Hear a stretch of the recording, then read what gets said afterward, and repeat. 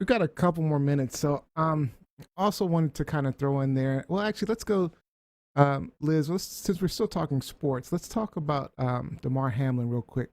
Can you kind of tell the audience, update us on what happened with Damar Hamlin? Damn, I was trying to look for an update before we got to Damar of the Washington football team game, but I'm thinking because it's no longer up on the board that they won. Okay, so um, middle finger to all my I'm sure Kevin Cowboys Paxton will tell fans, you. friends, and all of that. Um, so I'm not going to be vulgar. It is a lot of people's Sabbath, so I'm not going to put up a finger. But you know my heart. You know my The heart. respect. Um, so yeah, so talking about Damar Hamlin. So last week, Monday Night Football, on January 2nd, game between the Buffalo Bills and the Cincinnati Bengals. First quarter, safety Damar Hamlin put a hit on T. Higgins, and right after he tackled him, he got up for like maybe 3 seconds and immediately fell back down, full layout, right? Yeah, Um, he was was done. unconscious. The players, the referees, they immediately knew that he was in distress, that something was wrong. The trainers from both sides like rushed to the field. He was unconscious. He was in full cardiac arrest. The trainers worked on him, excuse me, on the field for 9 minutes, giving him CPR, including mouth to mouth, including chest compressions. They were able to revive his heart on the field. They had to resuscitate him on the field, according to his uncle, once on the field and once again at the hospital. So full cardiac arrest after that hit. Happy to say that, almost a week later, Damar, is recovered. He is alert. He is talking. He's in his hotel room. I'm sorry, his hospital I was gonna room say hospital. before before the game, the Bills game today. He was in his hospital room with his parents, watching the game, giving, heart signs, wishing his team well.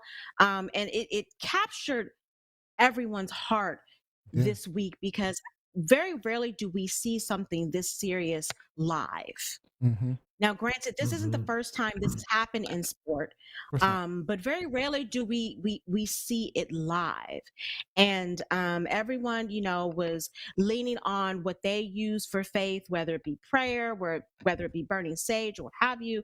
But there's been a lot of commentary afterwards about how violent the NFL is. The NFL taking too long possibly to call the game. It took them maybe an hour to figure out or to decide that they were going to postpone and eventually, cancel Monday's game.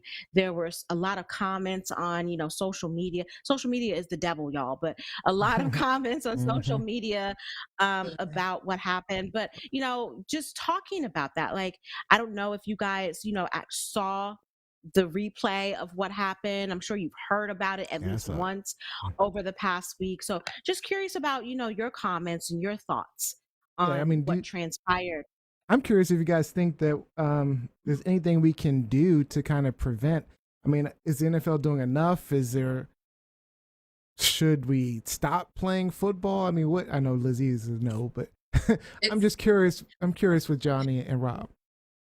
it's just interesting to me. I did see something scrolling past my YouTube page on like why NFL players are falling out, because apparently he's not the only one. Like Liz said, there's other instances where that happened. But my thing is like cardiac arrest sounds like something that is happens to like people in older age. So it's like obviously there's some type of stress being put on his body, put on pressure put on his body and his workouts. And I probably sound ignorant right now because I don't know too much No, about sports, Mm. but No I just feel conversation. like the No, no. stress, yeah, but I just feel like the stress that maybe these NFL players or just these athletes in general have to be put under. um the game is for money at the end of the day. It's not an entertainment game, so you're not just getting fit just to be able to do well. You're getting fit so that you can, I don't know, I just, the whole thing of sports, I know that for yeah, it's just a game at the end of the day, but I feel like because there's the root of it is for money, and it's like, yeah. Most football players are economically disadvantaged, and that's the reason they get into sports. I know a lot of football players have said, "Hey, I played football, but I'll never let my children play." So you're absolutely right, Rob. Wow. I'm going to defer to Robin Johnson on this one because she said that this could happen in regular life. This particular incident was not a fault of the game. This can happen with any blunt force trauma. And this is which Dr. true. Robin Johnson. If Dr. Robin Johnson, our veterinarian. I like how Damar handled it. I mean, when he came to, when he was finally alert, he's like, "Did we win the game?" And then, texting his team, "I'm sorry I did that to y'all." Like, how sweet is that? His heart's in the right place. But I do agree with what Johnny is saying, though.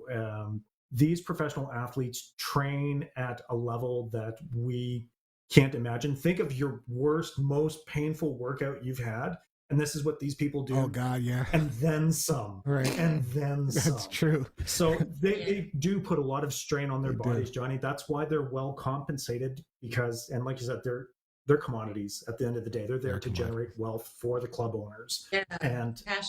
it's like that's a lot of these guys, professional football players at 30, 40 years old have the knees and hips of someone 2 or 3 times their age. Like, they're just finished, but they've got the money to buy new ones. At least you can do that.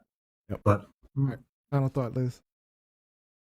I just, I get, people's concern, but it's not just the NFL. Like, if we're going to talk about the NFL, we have to talk about boxing. We have to talk about MMA. Mm-hmm. Yep. We have to talk about, first thing I thought about. Mm-hmm. We have to talk about soccer. There are a lot of headers in soccer. We have to talk about, when I saw Damar go down, my first thought was of Concussion. Hank Gathers, Oh. basketball player, Loyola Marymount college basketball player who died on the court 1990 during a game. He's coming back after someone made a layup. The opposing team made a layup. He's running back up the court. He collapses on the court. Mama's in the stand, come running down. They're working on him or whatever. And he had a heart condition.